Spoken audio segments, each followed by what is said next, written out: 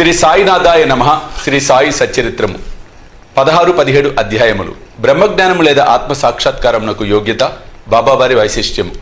బ్రహ్మజ్ఞానం గత అధ్యాయంలో చోల్కర్ తన మొక్కునెట్లు చెల్లించెనో బాబా దానినెట్లు ఆమోదించెను చెప్పాను. ఏ కొంచెమైనను భక్తి ప్రేమలతో ఇచ్చిన దానిని ఆమోదించదనని, గర్వంతో అహంకారంతో ఇచ్చిన దానిని తిరస్కరించదనని బాబా కథలో నిరూపించెను. బాబా పూర్ణ సచ్చిదానంద స్వరూపడ గుడిచే కేవలం బాహ్య తంతును లక్ష్య పెట్టేవారు కాదు. ఎవరైనా భక్తి ప్రేమలతో ఏదైనా సమర్పించినచో మిక్కిలి సంతోషంతో ఆత్రంతో దానిని పుచ్చుకునేవారు. నిజంగా సద్గురు సాయి కంటే ఉదార స్వభావులు, దయార్థ హృదయాలు ఎవరూ లేరు. కోరికలు నెరవేర్చు చింతామని కల్పతరు వారికి సమానం కావు. మనం కోరినదల్లా ఇచ్చు కామధేనువు కూడా బాబాతో సమానం కాదు. ఏలనా అవి మనం కోరినవి మాత్రమే ఇచ్చును. కానీ సద్గురువు అచింత్యము, అనుపలభ్యమైన ఆత్మ సాక్షాత్కారమును ప్రసాదించును. ఒకనొక ధనికుడు సాయిబాబా వద్దకు వచ్చి బ్రహ్మజ్ఞానమును ప్రసాదించమని బ్రతిమలాడెను. ఈ కథ ఇచ్చట చెప్పేదను. సకల ఐశ్వర్యములు అనుభవించుచున్న ధనికుడు ఒకడు ఉండెను. అతడు ఇండ్లను, ధనమును, పొలమును, తోటలను సంపాదించాను. వానికి అనేక మంది సేవకులు ఉండిరి. బాబా కీర్తి విని వాని చెవులు పడగానే షిరిడీకి పోయి బాబా పాదములపై పడి బ్రహ్మజ్ఞానమును ప్రసాదించమని బాబాను వేడుకొనదని తన స్నేహితునితో చెప్పాను. తనకు వేరేమీ వలదని, బ్రహ్మజ్ఞానము పొందినచో తనకు మిక్కిలి సంతసం కలుగునని చెప్పాను. ఆ స్నేహితుడు ఇట్లనెను, బ్రహ్మజ్ఞానమును సంపాదించుట అంత సులభమైన పని కాదు. ముఖ్యంగా నీ వంటి పేరాశ గలవానికి అది మిగుల దుర్లభము. ధనము, భార్య, బిడ్డలతో తేలి మునుగుచున్న నీ వంటి వానికి బ్రహ్మజ్ఞానమును ఎవరిచ్చెదరు? నీవొక పైసా అయినా దానం చేయని వాడివే. నీవు బ్రహ్మజ్ఞానముకై వెదుకున్నప్పుడు నీ కోరిక నెరవేర్చు వారెవరు? తన స్నేహితుని సలహాను లక్ష్యపెట్టక రాను పోను టాంగాను బాడుగను కట్టించుకొని అతడు షిరిడీకి వచ్చాను. మసీదుకు పోయి బాబాను చూచి వారి పాదములకు సాష్టాంగ నమస్కారం చేసి ఇట్లనెను, బాబా ఇక్కడకు వచ్చిన వారికి ఆలస్యం చేయక బ్రహ్మజ్ఞానమును చూపెద్దరని విని నేను ఇంత దూరం వచ్చి తిని ప్రయాణం చే మిక్కిలి బడలి తిని మీరు బ్రహ్మజ్ఞానం ప్రసాదించినచో నేను పడిన శ్రమకు ఫలితము లభించును. బాబా ఇట్లు చెప్పాను, నా ప్రియమైన స్నేహితుడా, ఆతురత పడవద్దు. త్వరలో నీకు ఇప్పుడు బ్రహ్మమును చూపెదను. నాది నగదు బేరమే కాని అరువు బేరం కాదు. అనేక మంది నా వద్దకు వచ్చి ధనము, ఆరోగ్యము, పలుకుబడి, గౌరవము, ఉద్యోగము, రోగ నివారణము మొదలగు ప్రాపంచిక విషయంలోనే అడుగుదురు. నా వద్దకు వచ్చి బ్రహ్మజ్ఞానం ఇవ్వమని అడుగువారు చాలా తక్కువ. ప్రపంచ విషయములు కావాలనని అడుగువారికి లోటు లేనే లేదు. పారమార్థిక విషయమై యోచించువారు మిక్కిలి అరుదు. కావున నీ వంటి వారు వచ్చి బ్రహ్మజ్ఞానము కావాలను అని అడుగు సమయము శుభమైనది, శ్రేయోదాయకమైనది. కనుక సంతసముతో నీకు బ్రహ్మజ్ఞానమును దానికి సంబంధించిన వాడిని అన్నింటినీ చూపేదను. ఇట్లని బాబా వానికి బ్రహ్మమును చూపుట మొదలెడెను. వాడిని అక్కడ కూర్చుండమని ఏదో సంభాషణలోకి దించెను. అప్పటికతడు తన ప్రశ్న తానే మరచునట్లు చేశాను. ఒక బాలును పిలిచి నందు మార్వాడి వద్దకు పోయి 5 రూపాయలు చేబదులు తెమ్మనెను. కుర్రవాడు పోయి వెంటనే తిరిగి వచ్చి నందు ఇంటి వద్ద లేడనియు వాని ఇంటికి తాళం వేసి ఉన్నదనియు చెప్పాను. కిరాణా దుకాణదారులు బాల వద్దకు పోయి అప్పు తెమ్మనెను.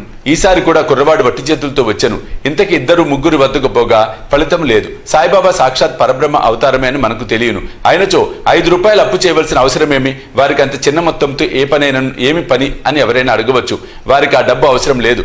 నందు మరియు బాల ఇంటి వద్ద లేరని వారికి తెలిసే ఉండును. ఇదంతయు బ్రహ్మజ్ఞానం కోరి వచ్చిన వాని కొరకై జరిపించి ఉందురు. ఆ పెద్ద మనిషి వద్ద నోట్ల కట్ట ఉండెను. అతనికి నిజముగా బాబా వద్ద నుంచి బ్రహ్మజ్ఞానం కావలసి ఉన్నచో బాబా అంత ప్రయాసపడుచున్నప్పుడు ఊరికనే కూర్చుండడు. బాబా ఆ పైకంను తిరిగి ఇచ్చివేయనని కూడా అతనికి తెలియను. అంత చిన్న మొత్తం అయినప్పటికీ వాడు తెగించి ఇవ్వలేకపోయాను. అట్టివానికి బాబా వద్ద నుండి బ్రహ్మజ్ఞానము కావాలనట. నిజముగా బాబా ఎందు భక్తి ప్రేమలు కలవాడేనను వెంటనే 5 రూపాయలు తీసి ఇచ్చి ఉండునే కానీ ప్రేక్షకుని వలె ఊరికే చూచుచూ కూర్చొని ఉండడు. ఈ పెద్ద మనిషి వైఖరి శుద్ధ విరుద్ధముగా ఉండెను. వాడు డబ్బు ఇవ్వలేదు సరికదా, బాబాను త్వరగా బ్రహ్మజ్ఞానం ఇవ్వమని తొందర పెట్టుచుండెను. అప్పుడు బాబా ఇట్లనెను, ఓ మిత్రుడా, నేను నడుపుచున్న దానిని అంతటినీ గ్రహించలేకుంటివా ఏమి? ఇచ్చట కూర్చుండి నీవు బ్రహ్మమును చూచుటకై ఇదంతయు జరుపుచున్నాను. సూక్ష్మంగా విషయం ఇది. బ్రహ్మమును చూచుటకు 5 వస్తువులు సమర్పించవలెను. అవి ఏవనా? పంచప్రాణములు, పంచేంద్రియములు, మనస్సు, బుద్ధి, అహంకారము, బ్రహ్మజ్ఞానము లేదా ఆత్మ సాక్షాత్కారమునకు పోవు దారి చాలా కఠినమైనది. అది కత్తి వాద్ర వలె పిక్కిలి పదునైనది. అట్లనుచు బాబా ఈ విషయమునకు సంబంధించిన సంగతులన్నీ చెప్పాను. వానిని క్లుప్తంగా ఈ దిగువన పొందుపరిచితిమి. బ్రహ్మజ్ఞానం లేదా ఆత్మ సాక్షాత్కారమునకు యోగ్యత. అందరూ తమ జీవితంలో బ్రహ్మమును చూడలేరు. దానికి కొంత యోగ్యత అవసరము. ముముక్షుత లేదా స్వేచ్ఛ యందు తీవ్రమైన కోరిక. ఎవడైతే తాను బద్ధుడనని గ్రహించి బంధనముల నుండి విడివడుటకు కృతనిశ్చయుడై శ్రమపడి ఇతర సుఖములను లక్ష్య పెట్టక దానిని పొందుటకై ప్రయత్నించునో వాడు ఆధ్యాత్మిక జీవితమునకు అర్హుడు. విరక్తి లేదా ఇహపర సౌఖ్యములందు విసుగుచెందుట పొందుట, ఇహపర లోకములందు గల గౌరవములకు విషయములకు విసుగు చెందిన కాని పారమార్థిక రంగంలో ప్రవేశించుటకు అర్హత లేదు. అంతర్ముఖత, మన ఇంద్రియములు బాహ్యమును చూచుటకే భగవంతుడు స్పృశించి ఉన్నాడు కనుక మనుష్యుడెప్పుడును బయట ఉన్న వాడిని చూచును. కాని ఆత్మ సాక్షాత్కారము లేదా మోక్షమును కోరువాడు దృష్టిని లోపలకు పోనిచి లోపలనున్న ఆత్మను అనేక ధ్యానముతో చూడవలేను. పాప విమోచన పొందుట, మనుష్యుడు దుర్మార్గ మార్గం నుండి బుద్ధిని మరలించినప్పుడు, తప్పులు చేయటం మాననప్పుడు, మనస్సు చెలింపకుండా నిలబెట్టలేనప్పుడు, తప్పులు చేయటం మాననప్పుడు, మనస్సు చెలింపకుండా నిలబెట్టలేనప్పుడు జ్ఞానం ద్వారా కూడా ఆత్మ సాక్షాత్కారము పొందలేడు. సరైన నడవడి, ఎల్లప్పుడూ సత్యమును పలుకుచు తపస్సు చేయుచు లోన చూచుచు బ్రహ్మచారిగా ఉండిన కాని ఆత్మ సాక్షాత్కారము లభించదు. ప్రియమైన వాని కంటే శ్రేయస్కరమైన వాటిని కోరుట. లోకంలో 2 తీరులున్నవి. ఒకటి మంచిది, రెండవది ప్రీతికరమైనది. మొదటిది వేదాంత విషయములకు సంబంధించినది, రెండవది ప్రాపంచిక విషయములకు సంబంధించినది. ఈ రెండును మానవుని చేరును. వీనిలో ఒకదానినే అతడు ఎంచుకొనవలేను. తెలివి గలవాడు మొదటి దానిని అనగా శుభమైన దానిని కోరును. బుద్ధి తక్కువవాడు రెండవ దానిని కోరును. మనస్సును ఇంద్రియములను స్వాధీనముందుంచుకొనుట. శరీరము రథము, ఆత్మ దాని యజమాని, బుద్ధి ఆ రథమును నడుపు సారథి, మనసు కళ్ళెము, ఇంద్రియములు గుర్రములు, ఇంద్రియ విషయములు వాని మార్గములు. ఎవరికి గ్రహించే శక్తి లేదో, ఎవరి మనసు చంచలమైనదో, ఎవరి ఇంద్రియములు అస్వాధీనములో వాడు గమ్యస్థానమును చేరలేడు. చావు పుట్టుకల చక్రములో పడిపోవును. ఎవరికి గ్రహించే శక్తి కలదో, ఎవరి మనసు స్వాధీనమందున్నదో, ఎవరి ఇంద్రియములు స్వాధీనమందుండునో, ఎవడు తన బుద్ధిని మార్గదర్శిగా గ్రహించి తన మనసును పగ్గముతో లాగి పట్టుకొనగలడో వాడు తన గమ్యస్థానమును చేరగలడు, విష్ణుపదమును చేరగలడు. మనసును పావనము చేయుట, మానవుడు ప్రపంచంలో తన విధులను తృప్తిగా ఫలాపేక్ష లేకుండా నిర్వర్తించని ఎడల అతని మనసు పావనం కాదు. మనసు పావనం కానిది అతడు ఆత్మ సాక్షాత్కారము పొందలేడు. పావనమైన మనసులోనే వివేకము వైరాగ్యము మొలకెత్తి క్రమంగా ఆత్మ సాక్షాత్కారమునకు దారితీయును. అహంకారము రాలిపోనిదే, లోభము నశించనిదే, మనసు కోరికలను విడిచిపెట్టనిదే ఆత్మ సాక్షాత్కారమునకు అవకాశము లేదు. దేహమే నేననుకొనుట గొప్ప భ్రమ. ఈ అభిప్రాయమందు అభిమానముండుటే బంధమునకు కారణము. నీవు ఆత్మ సాక్షాత్కారమును కాంక్షించినచో ఈ అభిమానమును విడువవలెను. గురువు యొక్క ఆవశ్యకత. ఆత్మజ్ఞానము మిక్కిలి సూక్ష్మమైనది, గూఢమైనది. ఎవరైనను తమ స్వశక్తితే దానిని పొందుటకు ఆశించలేరు కనుక ఆత్మ సాక్షాత్కారము పొందిన ఇంకొకరి సహాయము మిక్కిలి అవసరము. గొప్ప కృషి చేసి శ్రమించి ఇతరులు ఇవ్వలేని దానిని అతి సులభముగా గురువు నుండి పొందవచ్చు. వారా మార్గమునందు నడిచి ఉన్నారు కావున శిష్యుని సులభంగా ఆధ్యాత్మిక ప్రగతిలో క్రమంగా ఒక మెట్టు మీద నుంచి ఇంకొక మెట్టుపైకి తీసుకొని పోగలరు. భగవంతుని కటాక్షము ఇది మిక్కిలి అన్నిటికంటే అవసరమైనది. భగవంతుడు తన కృపకు పాత్రులైన వారికి వివేకము వైరాగ్యము కలుగజేసి సురక్షితంగా భవసాగరం నుండి తరింప చేయగలడు. వేదములు అభ్యసించడం వల్ల గాని, మేధాశక్తి వల్ల గాని, పుస్తక జ్ఞానం వల్ల గాని ఆత్మానుభూతిని పొందలేరు. ఆత్మ ఎవరిని వరించినో వారే దానిని పొందగలరు. అట్టివారికి ఆత్మ తన స్వరూపమును తెలియచేయనని కఠోపనిషత్తు చెప్పుచున్నది.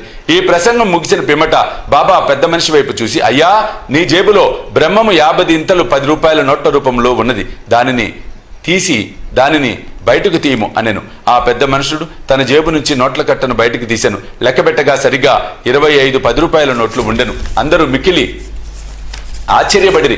బాబా సర్వజ్ఞతను చూచి వాని మనస్సు కరిగెను. బాబా పాదములపై పడి వారి ఆశీర్వాదమునికే వేడెను. అప్పుడు బాబా ఇట్లనెను, నీవు బ్రహ్మపు నోటుల కట్టలను చుట్టి పెట్టుము. నీ పేరాశను లోభమును పూర్తిగా వదలనంత వరకు నీవు నిజమైన బ్రహ్మమును చూడలేవు. ఎవరి మనసు ధనమందు, సంతానమందు, ఐశ్వర్యమందు లగ్నమై ఉన్నదో వాడా అభిమానమును పోగొట్టుకోనంత వరకు బ్రహ్మం నెట్లు పొందగలడు.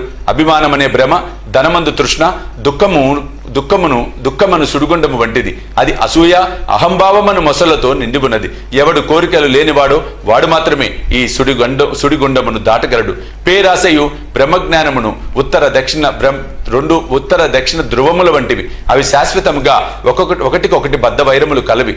ఎక్కడ పేరాశ కలదో అక్కడ బ్రహ్మం గురించి ఆలోచించుటకు గాని దాని ధ్యానమునకు గాని తావులేదు. అట్లయినచో పేరాశ గలవాడు విరక్తిని మోక్షం నెట్లు సంపాదించగలడు. లోబికి భ్రాంతి గాని సంతుష్టి గాని దృఢ నిశ్చయము గాని ఉండవు. మనసునందే మాత్రము పేరాశ ఉన్నను సాధనలన్నీ నిష్ప్రయోజనములు. ఎవడు ఫలాపేక్ష రహితుడు కాడో, ఎవడు ఫలాపేక్ష కాంక్షను విడువడో, ఎవనికి వాని యందు విరక్తి లేదో అట్టివాడు గొప్ప చదువరి అయినప్పటికీ వానికి జ్ఞానం ఎందుకు పనికిరానిది. ఆత్మ సాక్షాత్కారము పొందుటకి ఇది వానికి సహాయపడదు.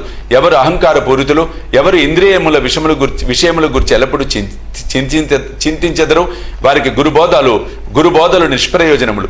మనసును పవిత్రమనుచుట తప్పనిసరి అవసరము. అది లేనిచో మన ఆధ్యాత్మిక ప్రయత్నములన్నీ ఆడంబరము డాంబికము కొరకు చేసినట్లగును. కావున దేనిని జీర్ణించుకోగలడో దేనిని శరీరమునకు పట్టించుకోగలడో దానినే వాడు తీసుకొనవలేను. నా ఖజానా నిండుగా ఉన్నది, ఎవరికేది కావలసిన దానిని వారికి ఇవ్వగలను. కానీ వానికి పుచ్చుకొని యోగ్యత ఉన్నదా లేదా అని నేను మొదట పరీక్షించవలెను. నేను చెప్పిన దానిని జాగ్రత్తగా వినచో నీవు తప్పక మేలు పొందెదవు. ఈ మసీదులో కూర్చొని నేనెప్పుడు అసత్యములు పలుకను. ఒక అతిథిని ఇంటికి పిలిచినప్పుడు ఇంటిలోని వారు, అక్కడ ఉన్నవారు, స్నేహితులు, బంధువులు కూడా అతిథితో పాటు విందులో పాల్గొందురు. కావున అప్పుడు మసీదులో ఉన్న వారందరూ బాబా ఆ పెద్ద మనుషులకు చేసిన ఆధ్యాత్మిక విందులో పాల్గొనిరి. బాబా ఆశీర్వాదములను పొందిన పిమ్మట అచ్చటనున్న వారందరూ ఆ పెద్ద మనిషితో సహా మిక్కిలి సంతోషంతో సంతృష్టి చెందిన వారై వెళ్ళిపోయిరి. బాబా వారి వైశిష్యము, అనేక మంది సన్యాసులు ఇండ్లు విడిచి అడవులలోని గుహలలోను ఆశ్రమములలోను ఒంటరిగా ఉండి జన్మరాహిత్యమును గాని మోక్షమును గాని సంపాదించుటకు ప్రయత్నించెదరు.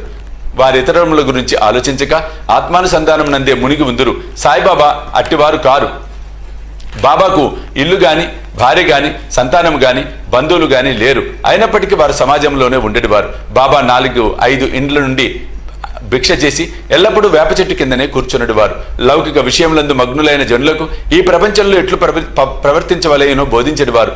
ఆత్మ సాక్షాత్కారము పొందిన పిమ్మట కూడా ప్రజల క్షేమమునకే పాటుపడు సాధువులు, యోగులు మిక్కిలి అరుదు. అట్టి వారిలో శ్రీ సాయిబాబా ప్రథమ గణ్యులు కనుక హేమాడ్ పంత్ ఇట్లు చెప్పాను: ఏ దేశమునందు సాయిబాబాను అమూల్యమైన పవిత్ర రత్నము పుట్టినదో ఆ దేశము ధన్యము. ఏ కుటుంబములో వీరు పుట్టిరో అదియూ ధన్యము. ఏ తల్లిదండ్రులకు వీరు పుట్టిరో వారును ధన్యులు. 16-17 అధ్యాయములు సంపూర్ణము. సద్గురు సాయినాథార్పణమస్తు. శుభం భవతు.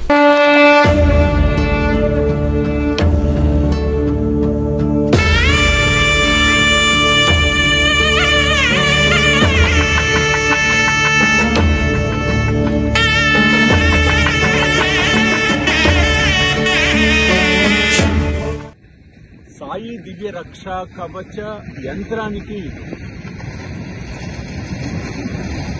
స్వర్ణ కవచం, స్వర్ణ తాపడం